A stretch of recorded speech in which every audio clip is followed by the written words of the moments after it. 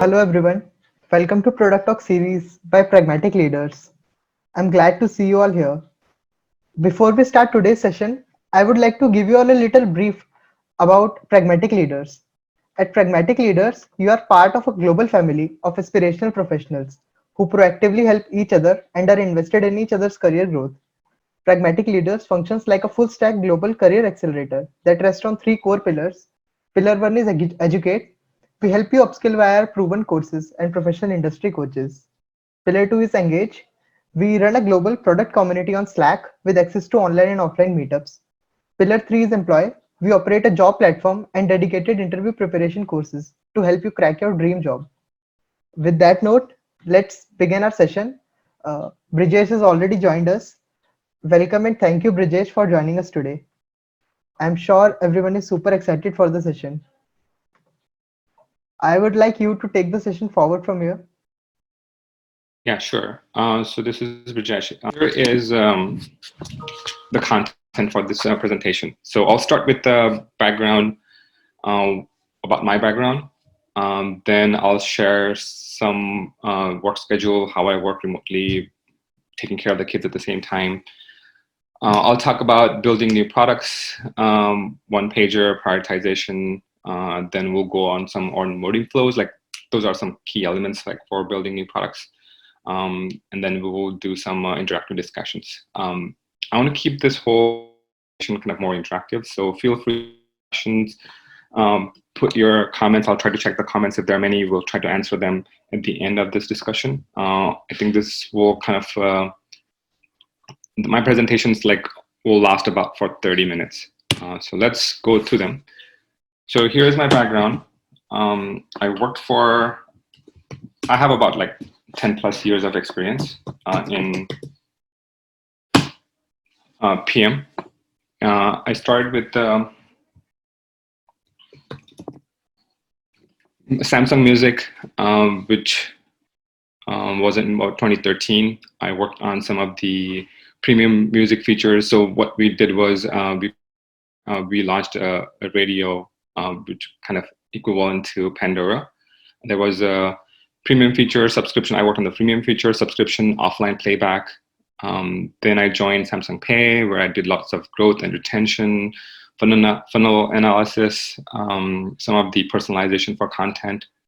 Currently, I'm actually not working with Samsung. I'm working with a small company called Pinger, and we do text messaging and calling app, and that's those are the two apps, Sideline and TextFree. I'm also doing the kind of similar growth and acquisition. I'm also building new products in there. That's about my background. Let's go on to the next one. The next topic is about remote PM work. There's a lot of information here, but just don't kind of go on the details.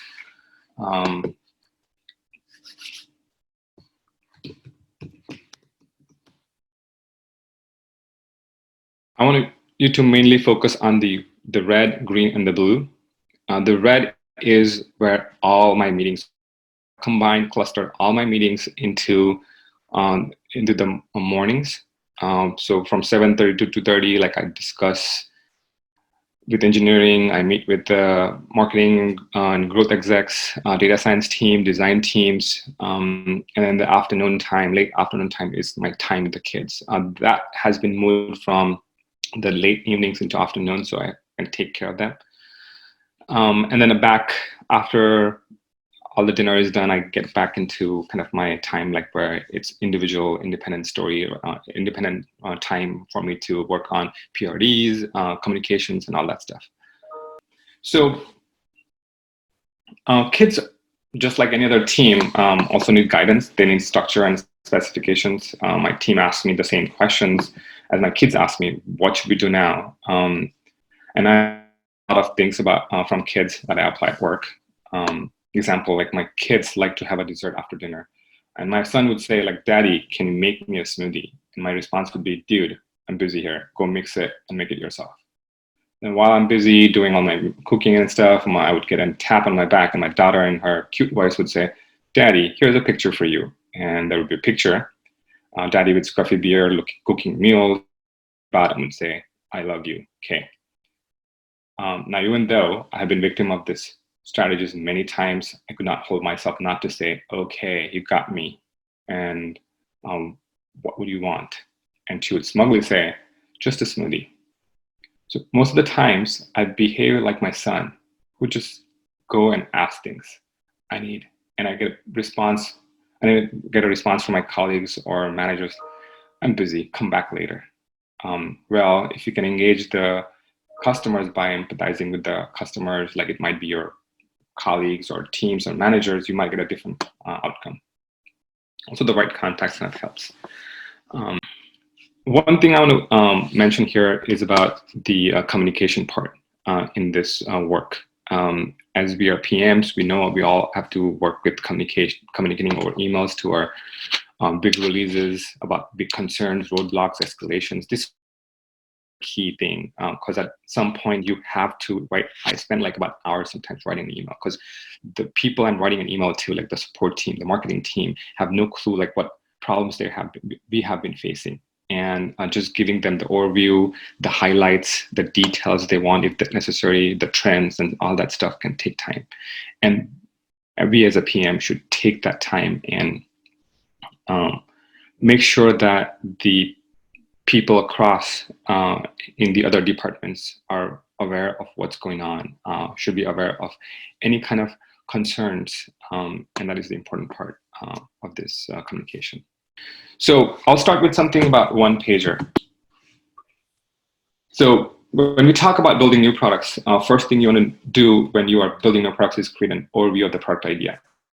Pager, and I think most of us are aware of this. I don't want to go through this into details. Like again, one pager is a document that provides a business or product overview and includes a problem statement, your audience, your targeting, competitive landscape, value propositions, risk recommendations, and the audience for this is your exec staff, your investors, events, and the purpose of this to get approval to build or provide funding. Who should write this? If an entrepreneur, someone wants to pitch an idea during events, or a PM wants to get expertise on researching product, that's where you want to do a one pager. I do this for my own practice or for my own benefits, even if it's not related to work, and it helps me. Next slide, I'm going to show you the template I used. So here is like some of the tools I will talk about. I think there was a question earlier about tools for this particular template I built, the one pager. So first of all, anything you start as a PM, we know that you have to start with the problem statement. Again, the problem statement you write is from your perspective sometimes, but you're not the audience. Like you might get a problem statement from your colleagues, like from your coworkers. And then what you do for a problem statement is you try to learn that from the audience, your target audience. And that might be outside. So for that, what I did was mostly user research, SurveyMonkey, user testing might be some of the tools I have used. The second thing, after you get your problem statement and you kind of clarify that these are the needs, these are what problems users are facing, you want to do is market research. Want to find out what's the demand, like what's the audience, like is this like only like 1% of the market, or is it like 20% of the market facing that same problem? And for that, you have to like figure out what's your market, what's your audience looks like. You can just Google search. If you have a great marketing team, they might be able to find lots of information. There are lots of reports you can buy. The next thing is about competition. Sometimes you don't have that report. What you have to do is just look into competition. If they might be able to, you might be able to find information from their customer, their user base, how much revenue they are making, what product they are building. Like take some screenshots, like go through the flow and look at competition, the features they have launched, Owler, Crunchbase, LinkedIn. Also, sometimes like you don't want to build a product, you want to partner with that product, because then I have also sometimes cold called many execs to evaluate their partnership deals and stuff. Other thing you want to do is build personas and needs. I think as PMs, most of us are familiar with that. So again, based on all the research you have done, build personas and kind of plot out like which personas you can target. Then again, building value proposition, solutions, wireframes. If you have read Dan Olson's the Lean Product Playbook, the product market fit, you might be able to find all kind of those kind of solutions, models, grids, and everything to build that. Again, you have to mention about risks and trade-offs, the cost, the partnerships, some legal issues, technical limitations, and at the end, like you kind of combine that together and say, here are the options and here are the recommendations. And of course, I mean, this all sounds good on paper and theory and stuff. Actual world is a little different. Like when you go to a specific company, it's a little bit different. One thing I have realized that when you before you present to the stakeholders, there is a final, I mean, before you the final pitch you give, you want to get feedback on your slides or your document, and you want to refine them as much as possible before kind of presenting to the final the stakeholders. I'm going to move on to the next one. And I'll take questions after this one, this slide. So one pager key takeaways. So what I have realized is start the one pager as a document rather than a PowerPoint slide, because that's like where you tend to like write all the details, and a PowerPoint limits you to certain key points. You might want to present it in a different way, but then start with the document, and that's like where you put all the nitty-gritty and details and everything. Also, what I've learned is that every business and company is different, and you have to be creative and adaptable to fill in the needs. A standard model and strategy that worked in your previous company might not work in other companies. Every product feature brief needs its own convincing story and data depending upon the audience you're trying to convince. And what I have mostly realized is idea that most likely to be considered the ideas that are very apparent, achievable enhancement of the existing feature with minimal impact to the product. For example, if you have an online class platform app, and right now it primarily offers your piano tutoring, but it also can be extended to math tutoring, and that can be an extension, and that is kind of like a small idea you can get by through it.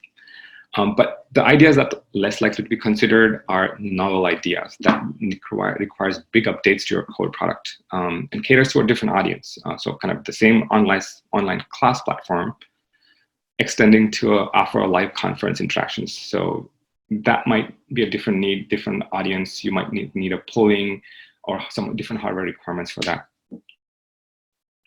Ultimately, I mean, even if you have approval from all this one pager and the documents you have written, it boils down to the execution and the solution.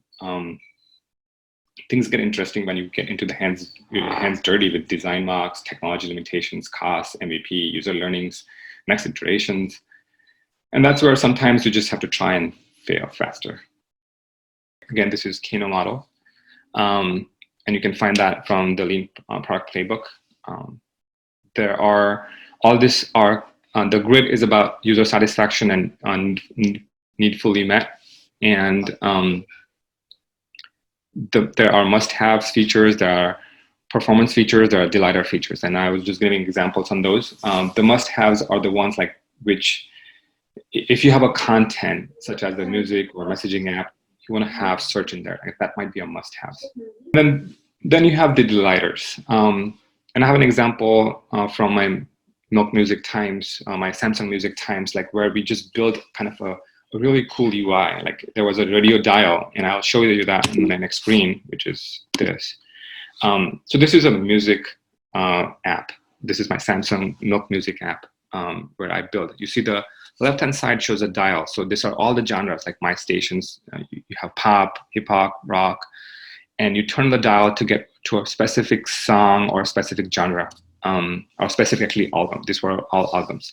So there was this cool UI, and that was a kind of a delighter for people to kind of scroll to that. You get a haptic feedback by scrolling to this screen. Again, that was a delighter which people did like, and it was kind of a success. On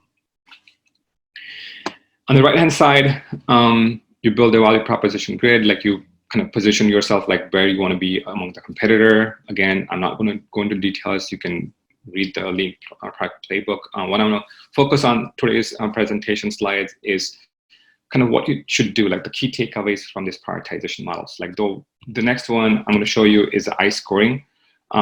This is used for scoring. Like if you have features lined up, you want to kind of score them, and the highest score gets the high priority. So ICE means I for impact, C for confidence, E for ease. Impact is how much will this feature move the needle. It's a score. You can base that score from 1 to 10. C is the confidence. It's a certainty that the product will have the predicted impact. And the E is the ease, where it's a level of effort, like how much manpower or how much effort you need to produce this, release this product. And you kind of like combine, multiply all those scores together to get the score. It's at some point it's also what you think would be. You never like know. You just sometimes your guess. The confidence is something like where you derive from this particular chart.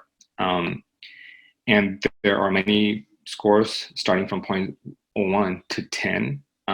If you look into all these details, and I would not go again, you can look independently after this presentation, is most of the people, if you do surveys, which is from 1 to 3, this is where you're going to lie. If you do surveys like from user testing, from Survey Monkey, like you ask your audience, like, oh, how do you think like you would like this? You would like prefer this feature? How likely are you going to use this feature if you launch it? And that will be like from 1 to 3. Unless you build a prototype, then you can go higher. So if you build a prototype, your confidence will go higher. Like you build a prototype, you put it in your users' hands, and they start using it. You see the feedback, you see lots of user retention and all that stuff. That's where the confidence goes higher. There are some references here, productplan.com for this I scoring, and you can start looking at that. I don't want to take questions here. I'll go to the next one, the key takeaways from all these prioritization models. And that's where, after that, we can go to the questions. So again, at the end, you do have all these models and stuff there. You can research them and study them and stuff. But you want to build something like what your business and product needs are. I have done certain models in one company and certain other models in other companies, and it's all depends on the audience you're kind of targeting and catering. You can use those models for references, but then kind of try to build a greater model in collaboration and consensus with your other PMs or execs, and see like what they would prefer and how they would prefer. Here's some example grid I have used for new products and features. So let's say like you have your company like building apps for kids to kind of help the kids meet their needs. So one of the feature would be like, oh, as a kid, I would need friends to play with. And maybe like you want to build something called a playdate scheduler. And playdate's like where you kind of hang out, your kids hang out, schedule a particular time, and then they hang out together. And then if you look at the target audience, like it seems like in California, it might be 5 million kids. What I'm going to do is, now the question earlier was about MVP. Like, how do you build MVP? So you don't start like something like this new playdate scheduler, which not many other competitors have built. You're going to start something MVP, something small. You're going to start with the test market. And it might take about 2 months to build it. That's an effort, and it might like in operations and building costs and marketing campaigns and all that stuff, 0.5 to, these are just random numbers. You can just estimate them. It will cost you about 5 million. And then since you already did a confidence might be 3. And at the end, like you kind of look at the conversion, like, so MVP when you launch that. So what you want to do is start something small. You want to build a small feature set, which is important for your audience, and then release that and try to learn from it. This might be your MVP effort 1 out of next 5 iterations. And I have read a good book, the Hacker Growth by Brian Holidays. I think that's a good book to start with about growth hacking. Something I love and cherish. So that will kind of give an example of how to test the market by releasing small iterative feature sets. And then the next thing, the next feature you have in mind is kids. I mean, the problem you're trying to solve is kids need some learning time, and there are some online class platform you want to build for that. And the target population for that might be 8 million kids who want to do that. You want to do a test market, there might be a bigger market you want to do depending on the significant population. All that might boil down to 20% conversion. So at the end, like, you have to kind of build this grid on yourself and see where you agree with. You have to come with your own scoring ideas and stuff. And I've done this many times at my previous work and my new work, and it all differs based on what we agree on.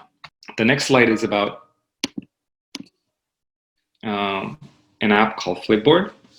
This is a flow for Flipboard. So if you are familiar with Flipboard, or if you're not, Flipboard is a news app.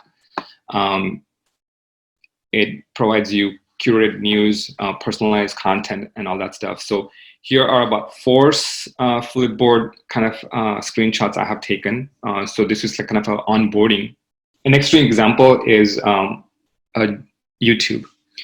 So if you just install YouTube, you click on installation, it directly gets you to the landing page. Like, it actually also logs you in. So if you already have a Gmail or the Google Suite, it recognizes that, and then you already logged into the YouTube if you happen to have that.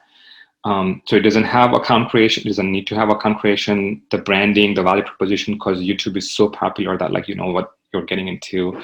It has a brand name, and all that is not needed. Now, if you're not Google, if you're another company, which is kind of a Flipboard, a news app, or some other app, you don't have that information. Google has like information about you, your personalization, what you have clicked in the past, what your interests are. Flipboard doesn't have that, all that information. That's why I think it's trying to provide you, okay, think of this as a magazine. You buy a magazine, you don't want to go through all the magazine. You first look at the table of contents. You go to a particular specific topic you're interested in, and then you go to that particular page. So for that, they have created this page like where it's like, okay, give me what your interests are, and pick 3. I think they limit it to 3. Some apps actually don't even do that. If you look for other apps, they don't have a limit. You just keep on going, choosing the topics. The next thing what I've done is they have these 2 screens. I think that's too much probably.